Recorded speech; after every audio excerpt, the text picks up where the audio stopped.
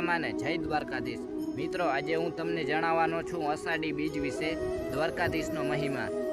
શું તમે જાણો છો કે અષાઢી બીજના દિવસે દ્વારકાધીશ મંદિર પરની ધજા દર્શન માટે હજારો ભક્તો કેમ ઉમટી પડે છે?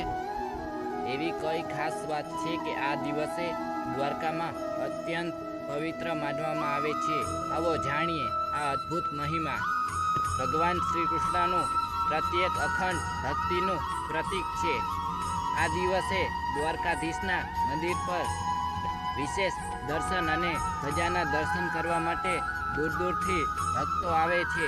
દ્વારકાધીશ મંદિર પર 52 ગજની ધજા માત્ર કપડાનો ટુકડો નથી, પરંતુ ભક્તો માટે શ્રદ્ધા અને સમર્પણનું પ્રતીક છે। મંદિરની ધજા વિશે અનેક લોકમાન્યતા પ્રચલિત છે અને ભક્તો માને છે કે તેના દર્શનથી જીવનમાં સુખ, શાંતિ અને ભગવાનની કૃપા પ્રાપ્ત થાય છે।